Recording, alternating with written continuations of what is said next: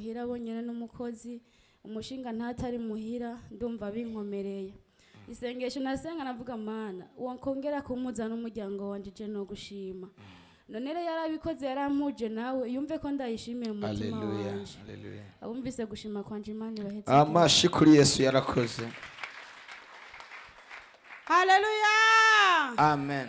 Haleluya. Amen.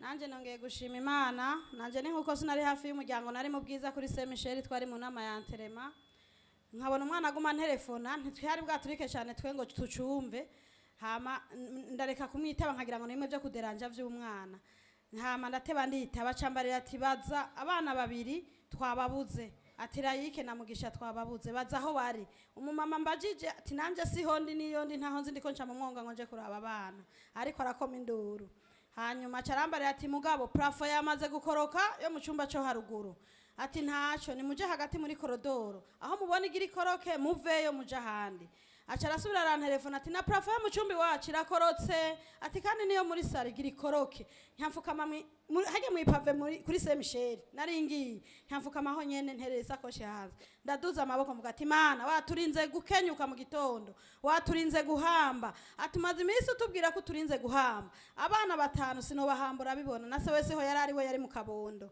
ati rero Mana ndabahaye wewe bajya n'abana bawe babonye ngene bazindutse mu gitondo wo bavuga ko yabuze twari twazindukanye ngaha mu gitondo ati wabonye ngene bazindutse mu gitondo bagahebitiro bakaza kuguhamagara bazitirire niwe babampaye ntaco ndabafise ko nta mutahe natanze nubu icyo ukora nico riciza ndazi ko satani fata abana banje ndabigushimiye nyandava hasi abantu ba mama barankura hasi baza ngira bibaza ngo ndazunguriwe ndatemvye mugabo nabigize ndabibona rero icyo shimiye Imana uko plafo yakoroka abana baba batariho bari iyatanguye gukoroka hari kuba hajyane kakana gatoyi bari bagakuyeyo kajya niko narinzi ngo kagira ubwoba cyane nikahahamutse ngo icambere karakomye induru icya kabiri gashakaguma kitwengera mugabo umwana agira kane yarahahamutse n'ubu ntavuga twaragerageje kumuyagisha n'ubu turiko turamuyagisha tuguma tumuvugisha tumugurira ibintu yaramerewe nabi ariko byose ndazi ko Imana ibigenza neza ko nashitse hano abumvise gushima kwanje Imana bamerewe. Amen. Amashi kuri Yesu.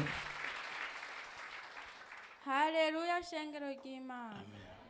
Nanje mpagaze aho imbere shima Imana ibitangaza arayinkore ntibyari byoroshe cyo byari bikomeye cyane aho mbona ibisoro byinjira mu nzu ndi mu nzu binca mu maguru binca ku mutwe hari aho gushimira Imana no gusenga jewe ubwanje ntacyo nari gushobora abana babiri bandirira ko jewe nakubiswe n'inkuba abana basigaye barampamagara atabwenge ngira atabona uwumva nagiye gutora ubwenge mbona n'abantu benshi baje kumfasha abana babiri icyo shimira Imana uko yaraye intabaye guko ntibyari byoshe byanca mu maguru bindi binca mu mutwe amadirisha akiyugurura turi mu nzu ariko Imana yarayibikoze twarirutse turahunga Imana yarayidutabaye abumvise gushima amashimwe kuri Yesu. Haleluya.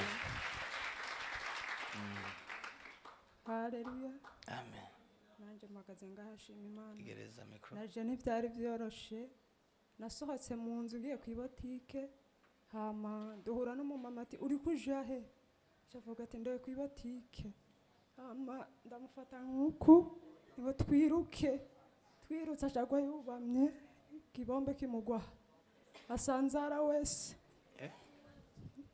nanje ngo mwibotike ry'umumizirima ashara arankemeya nanje ndi amaraso yesa kubeko twe kumwe nawe hama ubwenge bugarutse ngaruka ko wa mama sanga amayezi yose yasanze mwibara ndabwira Imana ni wakoze igitondo citse nagarutse imbere yayo ndi muzima abumvise gushima kwanje Imana bayeze amashi menshi kuri Yesu.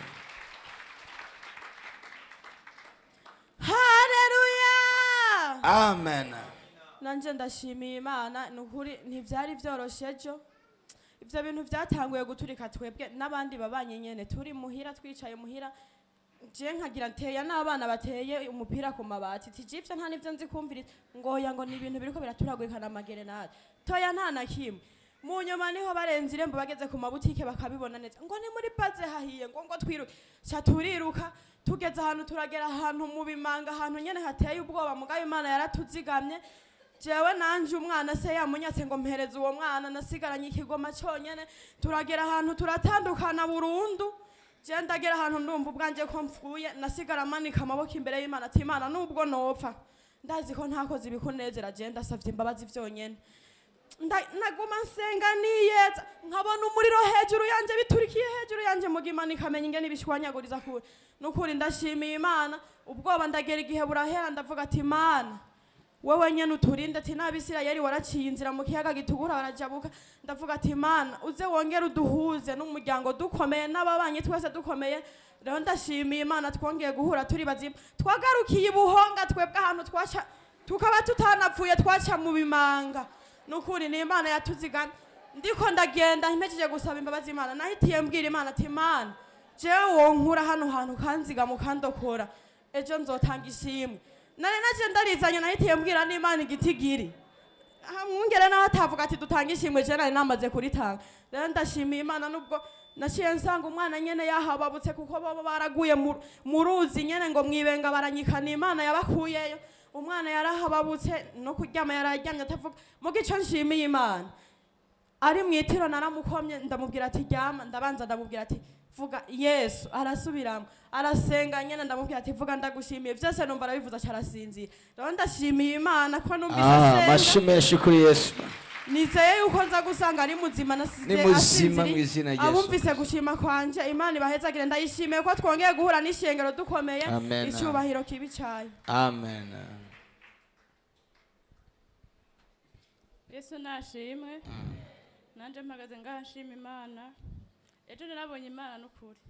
Ivyo bintu bibaye, ntangiye kumva ico kintu kibomotse, nagiye mbona umuryango wiyugaye. Njamona hejuru intuze iparafo irakorotse. Hama umwana yari imbere yanje, njamona aratemvye.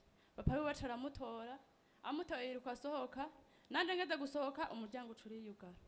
Umaze kwiyugara ndavuga none gamana ibintu bigenda gute, hasigaye aho iwawe, umwana arasohotse na papa wiwe, je nsigaye mu nzu ndi jenyene. Imana njamona iruguruye umuryango, caniruka nsohoka hanze. Nirutse nsohoka hanze, sinamenye iyo bajanye. Hashitse saa yine z'ijoro, ntaramenya papa w'umwana n'umwana iyari. Ndi jenyene, tuduze tugeze hariya, turi kumwe n'abandi bantu. Hariho abadushikiye bakomeretse bariko baravirirana ku maguru. Abandi nabo baducako, mwumvirize bantu b'Imana, bariko bariba, bafise ibintu bariko baratwara. Abantu bakababaza none ivyo bintu muriko muratwara, mwembwe aho abandi biruka bahunga, mwe mufise umugambi wo kwiba. Bagaca batubwira ngo none ivyo mwe birabaraba. Baca batera baguma bagenda, tuja ahantu mu mazi, turicara biguma biduca hejuru, mugaye Imana iradutabara.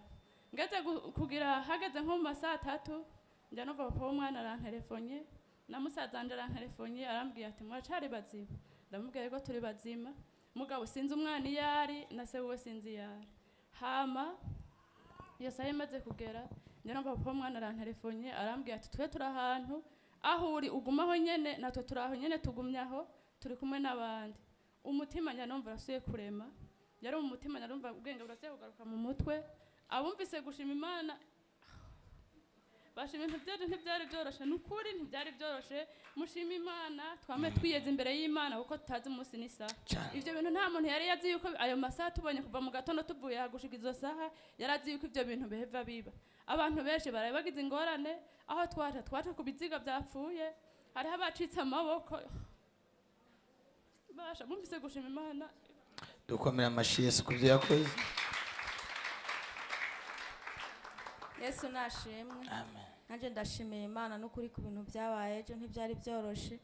Je byabaye nkiri ku kazi, hajyanye n'umuntu ari karegeranya utwo yakoze, nica ahantu mbona numva ikintu gituritse nk'inkuba, mbona inzu irahungabanye. Nca ndavuga ati iyi nkuba irampakije. Kumbe ni ibintu bituritse. Hanyuma turaja ko turihagararako, twihagazeko mugabo tubona umuriro. Buga twavuye ku kazi twiruka, duca mu Nyakabiga biduca hejuru bihurira, turamara umwanya munini ku bakorege. Ndiyumvira natwe murabona hajya kujya mbere basha impande y'ikaburimbi na hajya hepfo birafatanye. Ndavuga ati none abana banje gamana bagiye je ndabasanga he, ndabura amahoro, ndayinga, ndabura ico fata nico ndeka. Niho bimaze guhoya, twihebatswe n'umudamu araho, n'umugabo we yari yaje kumutora. ducaja mu Nyakabiga turagenda bigenda biraturika tujana aveni Muyinga bigenda biraturika twabuze amahoro ati uko uwo mugore twari kumwe bamubwira ati abana bageze mu Ruyaga turavuga none gamana tubatorera he niho nanje numva ngo nawe ngo bagiye ndavuga mana babana banje bane ndamubona arabashobora wenyene tingira bamucitse noneho ndago tuvyitamwe ducaja kuri kamu habiturika turyama biturika dufukama ngo twavuga ati nubundi tuza abana iyo bari byose ni yare kaduhitishemo tugende mbona ndarenganya abo twari kumwe baca mu gaseke we nimbega mana ndashobora abandi turi kumwe tugenda turakinjaginja ruturitse nkaryama kuryambe simenye ko hari umuntu ucimande yapfuye umutima urukwayo umubiri urukwawo sije nabonye ndashitse imbere y'iporotaye ndinjira sanga abana bugaye bakinze nimbega mana baroye sinzi ngene nkubise amaso kumubanyi sanga babunze timana nukuri urakoze nashitse n'ubwenge umenga bwagiye ati banza mundeke nduhuke ndashika abana ngo barasenze na yahehe mana ngo barasengera abantu bose bo mu rupangu kajya gahungu gakuru ndavuga ati mana uhabwe icubahiro kuba sebona cyatsi gusenga bazovyiga na telefone amwungere mwijoro hose biguma bituri kumenga n'imitima iratuvuyemo ati nukuri dusengere twebwe arabavye umuvyeyi wacu arandemesha ati nta ngorane nimuryama Imana irabarinda byarase nuko duteka rero tudatombora ababanyi ngo batugaburire baba bari batetse kare je nari guhwera nayo nisonze abo bana babiri byarase ko barya muga je naririri hanyuma mbona Imana iraduhaye agatiro turasinziriye rero nukuri Imana iberebwe icubahiro kuba twarabiciyemwo twasanze inzu yose yuzuye ipfu muri saro mu cumba hose yuzuye ipfu ndavuga mana nukuri wahabaye uhabwe icubahiro ndashimiye Imana yaturinze ikaturinda tukabicamo twiruka ikaturinda nukuri Imana yumve ko ndayikengurukiye amashi menshi kuri Yesu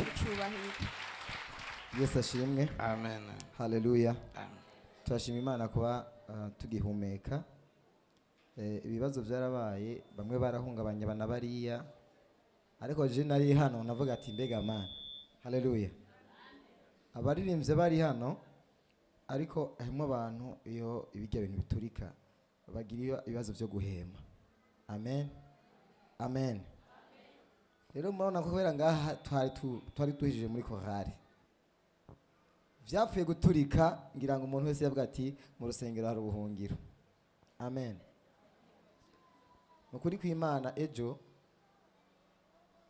igikubise cyambere mbona kijya ukuntu kibaye ndaba hari yahige niyumvira ati Mana yanje ikintu nakoze bwa mbere namanje kurondera umusaza hano basi mvuga ati Mana reka ndamenyeshe ko burya niyo twagira ikibazo azomenye ko habaye ikibazo uko nisigura kuko nawe n'umuntu habaye ikibazo hano ubu ni bibazo amen ndamurondera biranka ndasubira biranka rezo biracika WhatsApp birahara ndavuga ati mizina rya Yesu amen amen ndashima Imana kuba yaturize nk'ishengero icyo udasha kuba utabona ubushobozi bwaco iyi mihemo duhema niyo mwanya mutoya nariyumviye bino vyogwa hasi abantu bari hano apare y'abaririmbyi nukuri Imana yaraturinze saa 8 saa 9 bari bakintelefona mukozi w'Imana dusengere twabuze umwana amen ndashima Imana nukuri ayimo abantu bari ngahejo bagize ibibazo byo guhema kandi yari maka grave kandi umenga n'utuntu turi sempre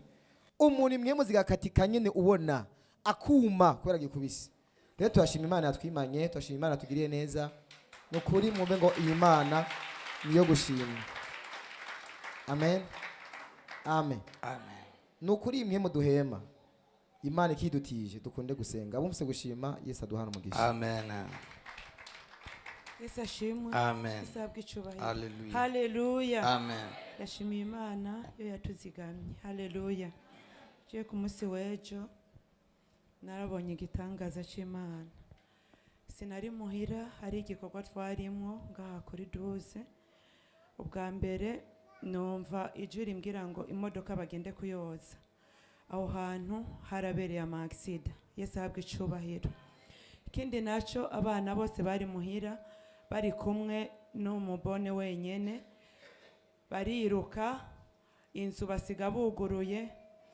ndarondera abana iyo bari ndabura nukuri narabuze amahoro novuga ko nakinye filime ejo siwe wenye haleluya nakinye filime ejo abana nkarondera iyo bari nkabura ariko nca ndaronka Frank aragenda arugara muhira ibintu byose imiryango yose yuguruye arugara agumya urufunguzo hasigaraho kurondera abana kuvuga hepfo yacu hari ahantu hari habomotse cinjiye muri etage kirabomora hariho n'abakomeretse sinzi ko atabapfuye nta makuru mfise Imana yaraturinze nagiye gusanga abana banyegeye muri kanivo nga telefone ati nimuveyo ngo ntibikunda ariko Imana ihabwa icubahiro yaraturinze impande zose yatugiriye ubuntu yatwongeye iminsi yo kubaho yaturindiye abacu n'ibyacu Imana ihimbazwe cyane haleluya amen twongera amashimana mu izina rya Yesu haleluya amen haleluya amen haleluya amen abagihumeka bamwitabira haleluya kuba ugihariwe ntabyuzi impamvu n'ijuru ryabikunze haleluya ndashima Imana data mushobora byose kuba ngihumeka haleluya ndashima Imana nawe kuba ugihumeka kuko hariho benshi bamaze kuva muri iyi si haleluya rero kuba ugihari haracari neza y'Imana haleluya ndashima Imana ku byabaye ejo nari muri vire ariko nshima Imana ko je ndacyahumeka nabonye benshi biruka ndavuga ati reka nanje niruke haleluya kuko sinarinzi ivyari ibyo je nabonye umuriro uza uva hariya camvuga ati none nizuba riserukiye iyo ryarengeye bimeze gute haleluya camvuga ati rero ibintu vyahindutse mugabo nza kubona biguma vyiyongeranya cavuga ati hari bibaye haleluya gusa bidatinze je dimashe narameze nk'ubibona ndabwira abantu dusenge kuko nabonye mu gihugu hadutse umuriro haleluya baca bambwira ngo urasenga niwe wabibonye haleluya nabwira ati mudufashe gusenga kuko iki kintu kirinze kiza kidatinze kizoza haleluya rero shimiye Imana nyene amahoro yoyo izi kurinda yarinze ishengero ikarinda igihugu ikarinda n'abene gihugu haracari uburinzi bw'Imana ku gihugu uko biri kose ukomera amashimana yacu yarakoze haleluya shimiye n'Imana yejo yavuze ko iturinze arega yarabikoze nene ntiyakurinze n'abawe barahari mugabo abandi urumva ko bamaze kugenda ariko uracyahari Imana yacu ntibeshe izakomeza iturinda iturinde abumvise gushima kwanje Imana ibaha umugisha amen dukomera amashimana